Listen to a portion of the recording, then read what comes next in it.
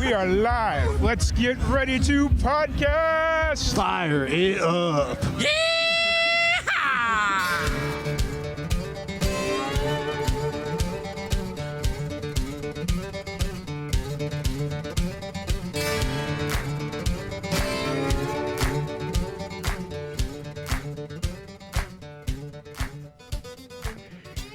What's going on, everybody? Tom Quiet here, live and amplified, and welcome back into another live and amplified Indie Fusion podcast. We have another special guest joining us today. We have Carrie Cunningham. How's it going today? It's fantastical. It's wonderful. You're surviving this bipolar Nashville weather, so hats off to you. Thank you. Thank you. Thank you. It's always kind of like, I like to come out to Nashville around this time, but it's also that hard time of year because you never know if it's going to be like, okay, 2 days from now, it's going to be freezing and icing, and congratulations, because now you're stuck. So yeah, that's right. One moment it's snowing, next minute it's raining and 70 degrees. Mm-hmm. Absolutely. So how long have you been in Nashville? I've been coming back and forth to Nashville since the early 2000s. Mm-hmm. It's been quite a trek. But I gained residency in 2019. Okay. Yeah. Nice. So it's been 5.5 to 6 years now. So right before the pandemic, and yeah. Yes. Yeah. Nice. Fair enough. Now, so you've been in Nashville since 2019. Is that did you move here specifically for music, or where does that kind of come into play? Yeah, it's always been for music. The longest thing that's ever been keeping me away from it was really my family. Husband. Can you hear the background noise? I can hear it. It's fine. I know. I told them, I'm like, they're going to the store, and I'm like, listen, when you come back, I'm gonna be upstairs. I'm gonna be recording, and unfortunately, the kitchen's right below. Oh, upstairs. Honestly, it is not the worst case scenario. I've had, let's run through the last 2 years. I've had half-naked babies come screaming across the screen. I've had dogs panting right behind cameras. I've had children fighting. Oh, lovely. Yeah. So lovely.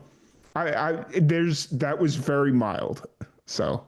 Well, I have a son and a husband, and about 45 minutes ago, like, we were all wrestling, and it was, my son trying to take down my husband, and he's like, Mom, help. And I'm like, I'm not messing this up for, right. To take Dad down and whatever. So it's like, I don't need to prove myself. I can already take Dad down. So. That's right. So, growing up, where does music kind of come into play? Was that something that you kind of discovered on your own? Was it your family? Where does kind of music come into play? It's been a part of my life, literally my whole life. I kind of look at it as something that kind of saved my life growing up. Had kind of a rough, toxic childhood, and it was I found that I started singing along to the radio when I got a clock radio when I was 8 years old. For my 8-year-old birthday, I got a clock radio, so I would fall asleep listening to the radio. And at that time in Nebraska, one channel fits all. It was playing the new stuff that was coming out on the pop and country and some oldies. So I had quite a blend of everything, just falling asleep at night. And I just started creating all these visions, not like spiritual visions, but I mean, visions in my head about what people are singing about. And that's what kind of got me going. And then when I we moved to Washington State, my teacher had asked me, I was just getting ready to go into middle school, and she had asked me, what are your interests? Because I was very much an introvert. I was bullied as a kid and by her classmates, or her students, I should say. And so I'm like, well, I guess I like singing. And so she's like, well, join the choir when you get into middle school, because, then you'll find your people. And I did. And it was the best thing for me, because it really helped me put me in a space in my head where I could just be somebody else for just a moment and not have to deal with the outside world. So Right. Right. So would you say is Washington where you technically grew up then, or you more spent yeah, more of your formative years? I spent more of my time in Washington. Yeah, so I Yeah. was born in Nebraska, lived there for a little bit, and then moved to Washington for the most of it. Gotcha. Gotcha. Gotcha. That's really cool. And so growing up in Washington, were you influenced? Like, I mean, I feel like the default reference is like the grunge scene in Oh, Seattle in the 90s and stuff, or were you just kind of influenced by everything kind of going on? I was influenced by everything. It's really funny that you talk about the grunge scene in Seattle. So I lived in Seattle for a bit, but before that, I was in Spokane. Mm-hmm. And my brother was big into the grunge scene. And I'm just like, oh, how could you even stand this stuff? Like I was busy listening to, 90s country and but also a lot of Motown because I love the Supremes. I love Diana Ross. Oh, I already said that. The Supremes and like the Mamas and the Papas and Lou Mm-hmm. Rawls and Donna Summer because I had just this go back into my wheelhouse of music along with the current country and pop stuff that was going on. But my brother would be listening to Nirvana, and I was like, no, no. And then when I went off to school in Seattle for live sound production, my my old mentor, like he's he was the one that was running sound for Nirvana, Mm-hmm. MTV Unplugged, and working with Queens, right? And I'm like, okay, so now I have a new respect. I have Nice. respect for grunge now, So he taught me a thing or two about music in general, as far Mm-hmm. as that goes. No, it's funny because like I didn't grow up anywhere near Washington State. I grew up in Chicago, and the only reminiscent pictures that I have of what I imagine the grunge scene to be is from the movie Black Sheep with um what's his Chris Farley. There you go. Oh, yeah, yeah, yeah. Okay. Okay, yeah. Well, there's a lot of plaid. There's definitely Yeah. a lot of plaid. There's um what are some of the movie quotes for that movie? Um Uh, well, the first one that comes to mind, I'm not going to repeat on the podcast because I will get yeah. Oh, Nicknade. yep, pretty much. But no, just for whatever reason, like that's like my first thing because his brother was like the running for governor of Washington or whatever, and yeah, so It's been such a long time. I'll have to go back and rewatch it and then I'll text you a quote of some sort. fair, perfect, perfect. So did you move to Nashville from Washington, or did you go back to Nebraska, or? No, so well, I started coming back and forth from Washington Mhm. to Nashville, and then my husband's job. We were actually getting ready to move from Washington to Tennessee, and my husband's job transferred him down to California, and so we had a short stay in California, and so then it was going from California to Tennessee instead of Washington to Tennessee. It's just this drive, and back and forth. But all in all, it's been good because I did a lot of shows up in the Northwest. The Northwest was really my home base for country music, even though I was here so much in Nashville. All my playing time, really, and developing my fan base was up in the Northwest and and down Arizona and Nevada, etc. But the bulk of it was up there. Nice, nice, nice. Yeah, it's the Southwest and Northwest. Those are really cool spots. I've not been to Washington. The furthest into the Pacific Northwest I've been is Montana. Okay. Okay. Is I that don't even even know if it's considered Pacific Northwest. Like I think the cutoff is Idaho or maybe half of Montana. I think okay? maybe I think part of Montana is still considered, I think, part of the Great Plains. And then it Yeah. would go Well, I was going to say because I was as far north and west in Montana as you can go I before you. go What's ahead. that? I was gonna say I stand corrected. I just saw somebody it's like just flashed me. It's like, no, Montana is the Northwest. It goes Montana, Idaho, Washington, Oregon, and I think Utah, and that's what they claim Yeah, Northwest. So fair, fair. as far as it's just Montana, huh? Yeah, as far north and west as you can go. Okay, got you. So you were pretty much Pretty much in Canada. uh, They were pretty much on the border of Canada and Idaho, yes, right there. yes. Nice. It's but Haber, Montana, or something. yeah, something like that. So it's I need to go to Washington because it just I want to go to all 50 states, but you know when you drove from Tallahassee, Florida, at some point you're gotta give it up. So you know it's like, oh, there's a hurricane coming. I guess I gotta head back to Florida now. So I love traveling. Like we've all driven, not we, but my family. We've driven from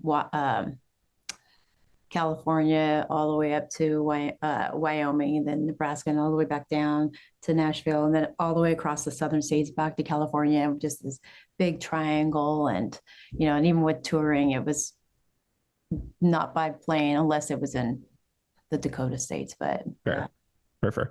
That's kind of my rule. Is like I'm willing to drive almost anywhere unless the flight is so cheap that I'm almost stupid for not flying. yeah, and I get you on that. I love seeing the landscape of every little town and what have you. But if there's a cheap flight and I'm like, I really need to get there fast, then Well, it's also one of those things. If I'm only going to be there for 2 days, but I'm going to spend like a day and a half in the car, it's like, okay, I'd rather flying makes a little bit more sense. So, yeah. but so how often are you playing shows right now? Are you playing pretty consistently, or? So it's kind of slow right now. I'm just starting to pick up on some shows for the summer and what have you. Some writers rounds here, and up in the Northwest will be some more shows later on. But I'm really trying to balance it out this year because I have so many other different projects going on. I have three projects this year. One of them being my next album, Mm-hmm. and another one is a short film for children. Nice. I'm in the middle of doing that, and then I also have um, another special project that I'm currently working on that I don't want to say anything about yet until it's more, because it's so exciting, and Mm-hmm. it's expected for me to put out another album, but it's not expected for me to do what I'm doing. That's in secret right now. Nice. I love the secret code talk. I'm here for it. So It just means you'll have to get me back when hey, it's all done, and we'll talk all about it. that's fine. That's 100% fine. You know, it's I've been dealing with this. So I've been in a funk the last few days, like just Hmm. just kind of like, oh yeah, doing the same thing over and over again. It's working, great, cool. And then I've been struggling, like having an identity crisis as far as like what Live and Amplified is because we've been trying so hard to build in Nashville, but I feel like been relying a little too heavy on the industry, if that Mm. makes sense. Um, and so I've just been kind of having it because we've always been kind of DIY, do it yourself, uh, buck against the system a little bit, a little try to Yeah. be a little bit more edgy and on our own. And I had the realization yesterday that it's like we've kind of gotten away from our roots. So let's try and just keep doing it ourselves. So yeah. It's tough. I have spent my whole time in music, as an indie artist. I Mhm. was even signed to an independent label back in um, 2005, and you still end up having to do so much on your own, and then you have to question yourself on why are you hiring somebody if you're still doing the bulk of the work, and Mm-hmm. stuff like that. So I hear you. Those Yeah. long sleepless nights of trying to run a business, Yeah. and knowing that nobody cares about it more than yourself, Mm-hmm. except for me, Yeah. of course. I mean, being an artist on yours in this particular Yeah. moment, I'm all for it. Right. And it's one of those things. And I think it kind of started with, I found out that, guy that we had done some work with, like during the early years of Live and Amplified. He was given like a week to live, and Mm, he was he's still so young, and it's just kind of like, man, I need to cherish, like, because I'm not, I'll kind of expand on this a little bit more off air, but um, I'm trying to cherish these real moments, and I feel like some of the situations that I've been in the last year aren't real moments; they're industry moments. If that makes sure. sense, Hmm. if you smell what I'm laying down, so Yeah. because some of the stuff we did together were like pure real moments and just like there because we love it, not because we have to be, you know? Yeah. So, yeah. Um, but anyways, sorry, little side tangent. So, That is okay. I mean, that's what make being raw and vulnerable in the moments what makes them really special. mm-hmm, absolutely, absolutely. So, looking at you and you and your music, I know when we first started talking about like booking this, you said you were hoping to have something, but would you say Mother's Day? Is Mhm. that kind of the track right now, or are things kind of Yes. been skewed, or? Yep.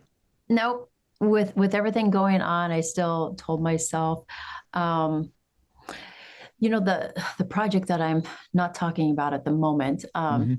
is kind of taking precedence. But with the Mother's Day song, it's still going to go on my next album. Mm-hmm. So I forced myself to say I need to put out a Mother's Day song to kind of get this ball rolling. Mm-hmm. So even if it is a single for the album, it's still going to be released. I've already put it in my book of when I can start marketing that particular song, just so I can stay on track. So Yeah. yes, yes, yes, I'm super excited about the song.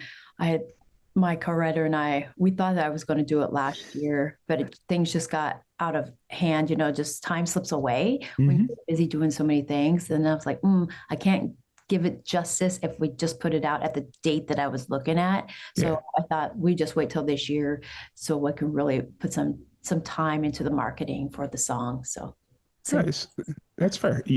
I love calculate. I like unpredictable moves, but I still like them to be calculated, which seems like contradictory almost. But yeah, I think you could still be calculated but unpredictable. yeah, And I kind of feel like with this secret project and some of the other stuff you're working on, I kind of feel like it's all very calculated but meant to be unpredictable. So, I can get behind that. okay. Sweet, sweet, sweet. Um, so obviously with all this kind of going on, free time probably isn't that prevalent in your life, especially family and all that fun stuff. Uh, what do you like to do outside of music when you do get a moment to yourself? Um, a moment to myself. Okay. I actually like to binge scroll on how people like to decorate because I didn't realize that I like to decorate Mm. until I ended up getting this house in Nashville and it was a blank slate. Hmm. And then I'm like, oh, you mean I don't have to put anybody else's crap in here? I can start from scratch and just Mm. design the way I wanted it to. And that's what kind of got the ball rolling, a different side of creativity for me. Hmm. And so I love seeing what other people can do as far as like designing things or rearranging things in houses. I really like that.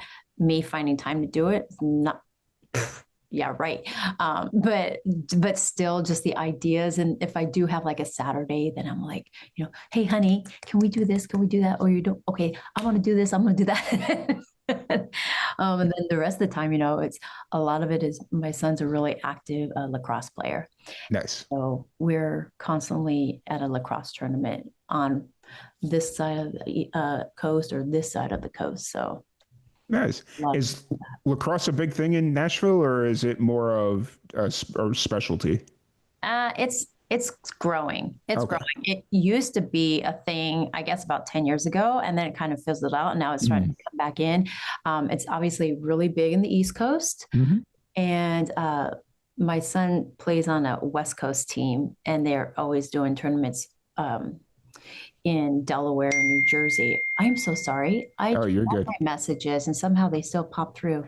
Oh, Um, you're good. um, so it's taken off. It's starting. I think over the next few years, it's really going to show. Nashville is really going to show its face in the lacrosse industry. You know, Nice. there was a Nashville team that was at this big lacrosse tournament that we were at a couple of weeks ago, and it was in Palm Springs, California, and there was a Nashville team there that did pretty good. So, Nice. yeah. So it's the hope to eventually get your son to boot, participate in a team a little bit closer to home, so you don't have to keep going out to the West Coast or the East Coast, or Well, that's the thing with club in any sports, you're still traveling. yeah. So it doesn't really matter if he's on this team or sticks with that team. He's still going to be doing the traveling. But I think for now, we're going to try to keep him. He might be like on a local level here in Nashville and still be on his club level in California because he's also on a national level. You know, so So he's high up there. He's making moves. he's making moves. Yeah. Nice, nice, nice. So obviously all that's exciting, and then with your music and whatnot, you said the shows are starting to pick up slowly and surely. Yeah. Yep. It's I used to have a booking agent for the longest time. It was myself booking the shows, then it was my husband helping me, and then kind of died off on that. And then I hired somebody to be my booking agent, but there weren't very many that she was getting. And so then I decided to just kind of take things back over myself. And so now it's really a time thing for me to Fair. have time to even book as many shows, but it all just depends on how little sleep I want to get at night and how strict and how many times I can whack myself with the ruler saying, this is what you got to do. You got to do Right. this now. You can't Right. enjoy yourself and have fun and binge watch somebody decorating their house. I mean, Man, it doesn't it suck just having to be responsible sometimes? yeah. Adulting. Right? It's like I just had this conversation with myself literally 15 minutes before you came on because I'm supposed to be coming out to Nashville, but I'm about to have to drop a whole lot of money into my car because there's some necessities on the car that are coming due that you only have to do every couple of years, Yeah. and that's not cheap. So it's like, I'm supposed to be coming out to Nashville. I don't know if I can afford this trip anymore. So, Yeah. yeah, No, I hear you on that. We've had a lot of car issues this year too, or I guess last year because we're only in February. right. Holy cow! Like when one happens, they all happen. From like cars to dishwashers and washing machines and all this, and you're like, why? Why? Right. It's what, like, for me, for whatever reason, over the last year and a half, my car has just picked up screws. Like, for whatever reason, I've been running over screws going left and right. And so, like, it happened. I was picking up my buddy here. He lives out in New Mexico. And I was out there visiting him, and he needed somebody to come pick him up from work because his wife had the car. And I was like, I'll come get you. It's not a big deal. Whatever. And so I come get him, and I'm sitting at the hotel the next morning, and all of a sudden I've got a flat tire, or my air, not flat, but and I'm like, the heck? And he's like, oh yeah, he works at a scrapyard, picked up a screw in my tire. I'm like, okay, no problem. Went and got it fit, or went and got my tires replaced. That was expensive. And then ever since then, about every 3-4 months, a brand new screw in my tire. Oh So my word. yeah, and so now it's just kind of like, I think I'm gonna just bite the bullet and get that fixed and replaced and get everybody on the same tire brand, and so Yeah. And tires aren't cheap. no, Like it not at all. doesn't make sense. I mean, it does make sense, but not the price it is for tires. I don't understand Right. So, but yeah, no, I sometimes when life life hits you. Life likes to hit you below the belt sometimes. So Yeah, I it's know. I have to oftentimes just wake up and go, okay, thank you for the gifts I've received and the gifts I'm mhm. about to receive. And I still have a roof over my head and a car that drives sometimes. So, Right, yeah, thank you. right, Thank you. right. I went to work or yesterday. My boss walked into the office and she was like, "How you doing?" I'm like, "I woke up this morning." She's like, "Well, that's good." And I'm like, "Yes." And Uh-huh. she's like, "Are you okay?" And I'm like, "Yes." And she's like, "Oh, okay, cool, sweet." Yeah. And I'm like, just let me be because this isn't fun anymore. So, We have this thing, and we started it with our son when he was relatively young, and he thankfully kept it. And every mhm, once in a while, he has to remind me because he'll ask me this question. So every time, everybody always says like, "How you doing?"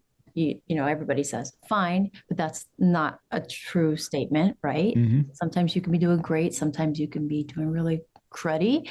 Um, and so we kind of change things instead of saying to anybody, how's it going?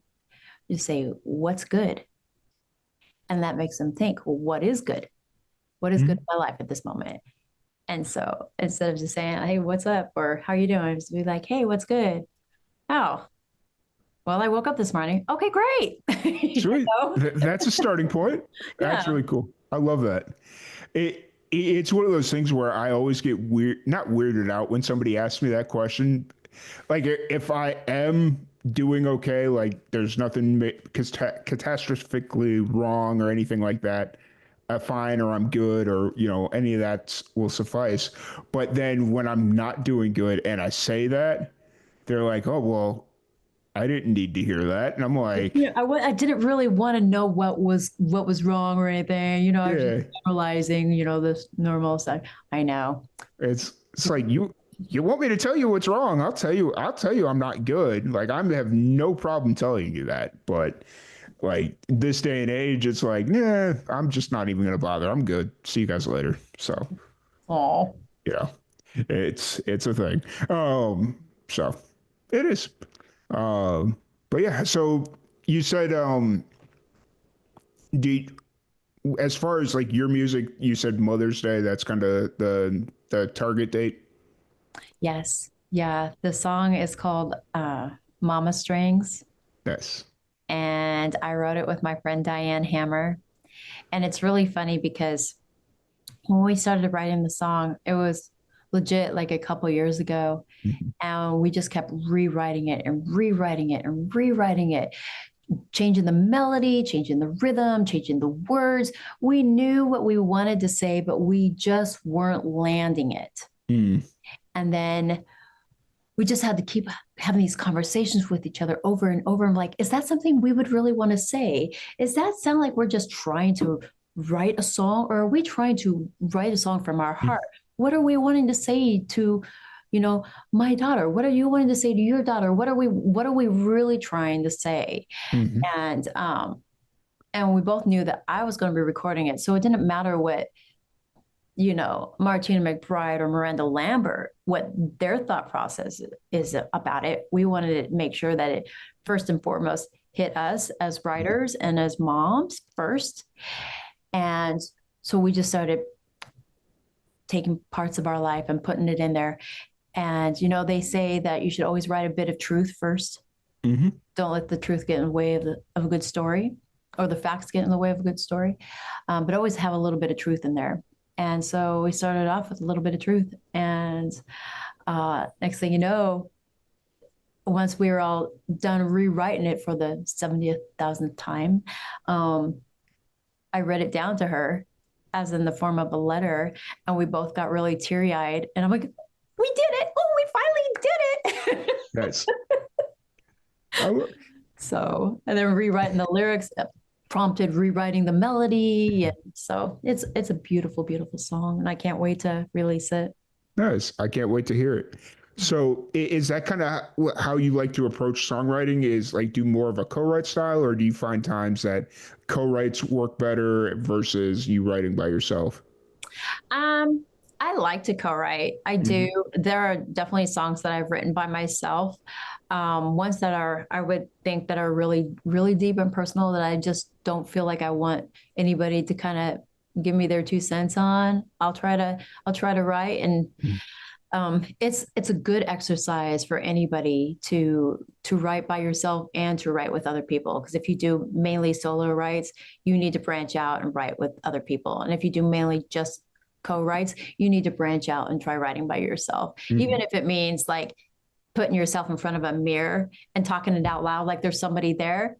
You're not going to get the right feedback that you want to hear, but talking it out loud like you are in a co-writing situation will help along with that process. So any of y'all out there that are, you know, co-writers, try solo writing. Right. So, and vice It, versa. it's one of those things where I think sometimes a song topic is just so personal or put you in such a headspace where you could either be hindered by having a co-write there or you could benefit from having a co-write there. And so it's always just kind of interesting to see where musicians come from when it comes to that topic. So, Yeah, well, and it's interesting because a plus with writing with somebody is that you throw out different angles, right? hmm. Well, what do you think best suits this title? Um, which angle is going to be best? And there are sometimes, I mean, your co-writer will say, well, what about this angle? And you would have never thought about it if you hadn't have had this conversation with this person. You Hmm. would have been stuck in your own lane of what the initial idea was. But yet this idea, after talking to your co-writer, is probably 100 times better. And that's the winning angle you go for. So Yeah, absolutely, absolutely. So, looking at you and your music right now, what is a piece of advice you have for the young musicians out there? Like that's the core of everything that we do is we want to make sure that that younger generation stays inspired, gets inspired, doesn't get screwed over because yeah, you know, it's we've all been not that there. it, yeah. So, We've all been there. yeah. Um, well, I would say to any young aspiring artist is to, I mean, everybody says this, don't give up, but Hmm. honestly, be true to yourself. Don't let the industry try to tell you how you should be, because that's when you'll lose yourself. Hmm. And you have to have a website, no matter what. You have to have a website because even though social media is the thing right now, that's somebody else's property, not yours. Everything you put out there is now somebody else's property, Hmm. and it could go away just like TikTok just went away. And if like even though it's back now, Hmm. if you did not jump off it and go to some other place, you can no longer get back in there. And everybody was freaking out. Oh, what about all my content, all my data and stuff? Well, that's exactly it. It's not yours. So the best thing to do is always have a website because you will have your information. You drive everybody to your site. Hmm. That I think is the most important thing. And, you know, there's different levels on what people think to say, like, try to know as much as you can, be it also stay in your lane. Like Hmm. it's a weird thing. Yeah. But I would say that I've gotten as far as I have in this business because I try to make sure that I do know how everything works in this business because it is Yeah. the business of music, right? Hmm. And so you kind of need to know. And even if you do hire somebody to do something for you, you need to know how to do it so you don't get screwed over. Hmm. Absolutely. That is probably the realest advice right there about even though there's certain things that you may not like doing, you still need to know how to do it so that when you pay somebody to do it, you're not getting screwed over. Yeah, So absolutely. it's And your it PRO stuff, like you have to register your songs. You yeah. can't, well, don't get me started. That's a whole hour. I feel like I kind of want to get you started on that conversation, but you know, it's one of those things where it's just like I feel like there's a lot of unnecessary things in this industry that people worry about, but then the stuff that actually impacts you and actually impacts your career, nobody's nobody sweats a brow about. Like it's like the last thing they think about. Yeah. Well, and it's really interesting. Like some people are like, well, how do I get, they think that like just because they register their stuff with ASCAP or BMI or SOCAN, that it's automatically they're going to start getting money from there. Mm-hmm. But say that if you're out playing a gig and you don't go onto your performance rights organization and Mm-hmm. actually log your set lists after you get done playing at that bar that night, that Friday night, and go and register in it. I can tell you the bar is not going to go and take your set list and Mm-hmm. submit it to ASCAP. Therefore, you're not going to get paid. It's your responsibility as the Mm-hmm. artist to go and do that. If you are an independent artist, you have to do that, and that's the only way you're going to get your mailbox money. But so many of them don't even do that, and they're not only hurting themselves, but they're hurting their co-writers as well, because their co-writers depend on that money as well. If they're going to write a song with an artist or get a song cut, they want you to be like, I played this song out at the Bluebird, and therefore I went and I registered it on ASCAP that I played it. And 9 months later, we're going to get pennies for it, but it still shows that I played it. You know what I'm saying? So, Yeah. again, Sorry, tangent. I can go. honestly, I stayed as silent as I could on that one because the second you started, I was like, "This is the soundbite. This is not the soundbite. This is a soundbite, the soundbite, and it's the one that's like this is the one that people need to hear because You have to register your set list after you get done playing them. You just have to. I didn't because honestly I didn't even realize that I didn't put two and two together. I didn't know you could do. I knew restaurants and venues had to play or Mm-hmm. had to pay X amount or whatever, Yeah. but I didn't know. Like I just figured that went into some kind of community fund. I didn't know that Well, and see, artists. and that's exactly it. It does. So with real quick 101, real quick. So like if I'm at a bar and I am walking into a place that is licensed with ASCAP, and so they can only play music that is with ASCAP, that music that they're playing is part of a blanket license. So if you're a major artist, you will get pennies or money for that, because they assume that if you are in the top 40, that bar is going to play you. And so you're going to get paid that. But the indie artists are not. And so if you're going to the band or if you're going to the bar and you're playing your song and you spent 4 hours on stage and you did 60% covers and 40% originals, your 40% originals is not going to be, this bar that's just playing the music over and having the live music is not going to ask you for your set list and submit it for you. And that's what I'm saying, that like you have to, because you will not get it unless you personally do it, because the major artists take most of that money, all of that money actually, Yeah, unless you specifically speak out for yourself. fair.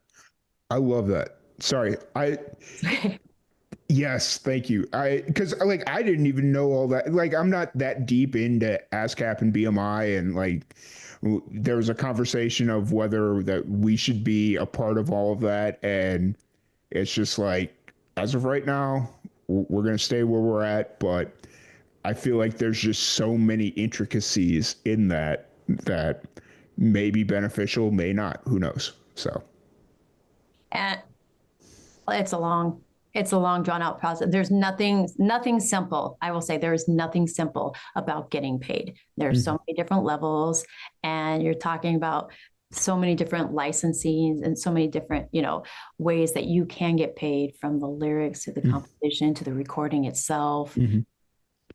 It's a it, lot. well, and it just reminds me of this conversation I had about a month ago with a songwriter or with a solo musician. She was like, the industry right now is set up for everyone else to get paid but the musician. And that's why you have to know your rights and you know how to do it. Mm-hmm. Absolutely, absolutely. But I appreciate that little bit because I feel like that whole part of this conversation is going to be so valuable for these young musicians, you know, because we get hit up all the time by young musicians that are 16, 17, 18, 19 because they saw somebody they look up to on the podcast or one of their friends was on the podcast or whatever the reason, or their mom saw the pod, you know, like however it works out.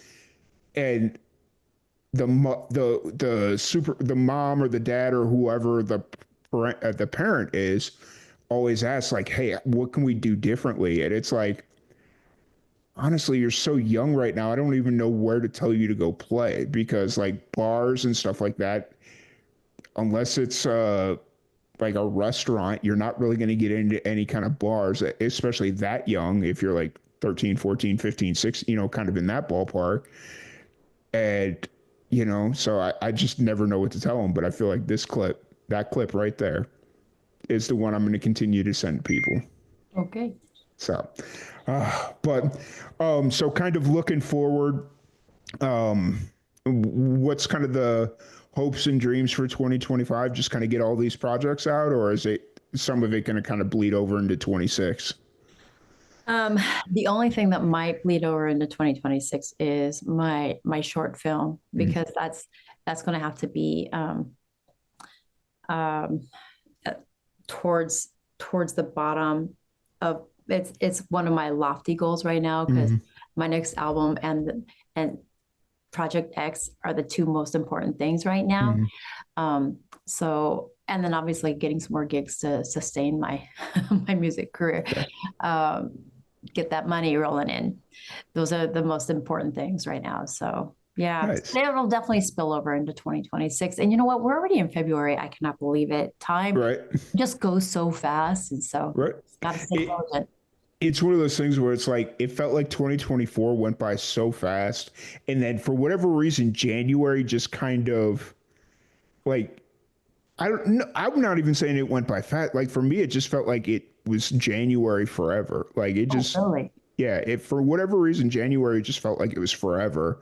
And then now it's like, oh, wow, it's February 6th. We're almost a quarter of the way through February. Like, where'd February go? You know? I So, know. It's crazy. It's really crazy. I'm surprised that you thought that January, or that it felt like January just stayed still for you. yeah, it's just one of those things where January, for like my day job, there's a lot that we do, but it's a lot of really long days. So it's like you're up at 6 a.m. and then you're not going to bed until like midnight because you got like your day job, and then I've got all of this. And so it's just like a lot of really long days. And then usually on the weekends, it's like, okay, sleep, and it kind of speeds everything up. But this year it was just like, oh, we've got to go do this. That's going to be Saturday and Sunday. And that's going to be another 14-hour day, you know, just stuff like that. So that's kind of why January for me was just very, very long. I hear you. So, yeah. So the hope is to get the Mother's Day single out first, and then Project X, and then the secret project or the album, or where's? It should be Project X and then the album. Okay. Yeah. Gotcha. If I record the Mother's Day song, then I have to continue to put out other stuff for the album. Fair. So we will reconvene for Project X. Nice. So if anybody wants to check out your music, any of that fun stuff, where's the best place to find you? Well, my website, since I just harped about that, it's carrielive.com, which is CARRIELIVE.com. And I'm also on Spotify and Apple Music and Amazon. And are you on Napster? I think some of my stuff is actually on Napster. Nice. Yeah, through my distributor. Thank goodness for distributors, because if we had to go individually try to reach out for all these different places that have music. Right. I actually kind of just want to start exclusively using Napster just because of the name and that whole situation, but they don't have a podcasting. It was a bad thing back in the day. Right? You know? Yeah. But they did change the music business. They did. So, They did. you know, if we're looking at it in that context, yes, they did a lot of bad things or had some bad impacts on the music industry, but they changed the industry as well. So, Yeah. yeah. Isn't that the case with most things though? Like something bad has to happen in order for something to progress. Yeah, absolutely. And I think that's kind of the whole argument with Spotify right now. Everybody wants to jump in on Spotify, and it's like they're just trying to figure it out right now. That's kind of my opinion. So, Yeah, I find it's like it's hard for us as artists because we do get paid so little, mm-hmm. it's so extremely little. But we have organizations like NSAI and stuff that are trying to fight for us up on the hill and to raise our rates and everything. But for us, we're kind of put into like a sticky situation because if we say, no, we're not going to use Spotify, the general public doesn't care if we get paid or not. And if that's where they want to go to find their music, that's where they're going to go. And so if we don't have our music there, then we're missing out. Yeah. We're missing out on people, no matter if we're not getting paid or not because of Spotify, we're still missing out on people as well, on new audience members. So it's real for us as an artist. Well, that's why I keep telling musicians, all musicians, especially if you are a musician that plays shows and plays a lot of shows, when you're releasing music, you need to release the bigger projects. You need to release it as physical copy because the industry is kind of split in two right now. You've got Spotify that rewards the singles and the frequency and all of that, correct? Like, so the quicker you can get singles turned out, the more you can turn out, the better off you are. Whereas musicians, they benefit more from a big project, going or doing shows and selling 3, 4 CDs, albums, whatever it is, and pocketing that 70% return. Right. And that's got a more of an immediate impact. So what I keep telling musicians is release the bigger projects. For me, I prefer vinyl just because I don't have a CD player, and vinyl, like, yes, vinyl is very expensive. I yes. I have vinyl. Yeah. My last album. Nice. I saw, was that on your link tree? Maybe I saw that. Yeah, probably. Yeah. Um, and so I keep telling everybody like the vinyl, like for me, it's vinyl, but some people like CDs, some people like cassettes, but whatever. Physical copies. Sell them at your shows. Make sure you market it as this is the only place you're going to find this music for now. And then periodically, every 6 weeks, 8 weeks, like whatever it is, I'm sure there's an algorithm that works. Just continually put out a single off of that album and then use the money you get from that to start recording your next album. Yeah. And then just kind of keep your music going that way. Like that's, I've seen it work. I've seen a lot of people do it. And yeah, they're not making millions and millions of dollars, but when you making $60,000 and you can fund your next project and not go broke, right. So. Yep. I hear you 100% on all of that. All yeah. of that. And unfortunately, if the car industry would stop like taking and the Mac industry, if they would stop like erasing our CD players in the cars and in our laptops, so us musicians can actually like give CDs and have people listen to them back like they did back in the early 2000s and 90s when we were able to 6-disc CD changer, and listen to all the music and stuff. And every time someone's like, "Oh, I don't have a vinyl record player," and I'm like, "You know how cheap they are? Go to Walmart, go get yourself a little record player for $69, and that way you can bring back great music on a physical copy." Yeah, I remember in college. This would have been around, let's see, so I went to community college from '05. So this would have probably been about 2009-ish, in that ballpark. And I would go to the student union to go study or go get food or whatever. And there was always these hip hop artists that were handing out their mixtapes. Yes. And they were like, "Hey man, peep this, like whatever. And I had like a stack of mixtapes, and I listened to them every once in a while, and they were all right. But it's like the guy down the way recording in his dorm. But it's like, you know what though? He's trying. He's trying to figure it out. So He's hustling. yeah, I wish some musicians this day and age still had the tenacity to try and figure it out. So, but anyways, I'll get off my soapbox now. But I really appreciate you sitting down and chatting with me. It's been an absolute blast, and we'll definitely get back together for Project X, and we'll talk about that one offline a little bit. So awesome. Thank you. I really appreciate being with you tonight on our wonderful evening. And is it raining where you're at? No, okay. It's foggy. I don't know. It's like 80 degrees and foggy. I'm like, what kind of weird meteorology things are going on right now? So Texas. Yeah, Texas. Sometimes Florida. Yeah, right. Both of them. Yeah.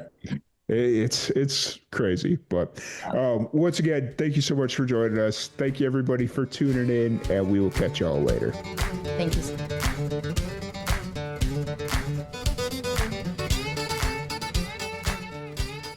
Thank you so much for joining us on today's episode of Live and Amplified's Indie Fusion podcast.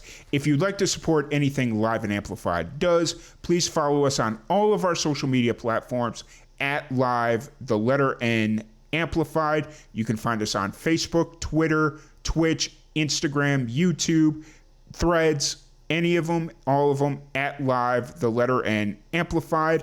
And if you would like to buy any official Live and Amplified merch, you can do so at our merch shop, link in the description below. Once again, thank you all. Have a great day.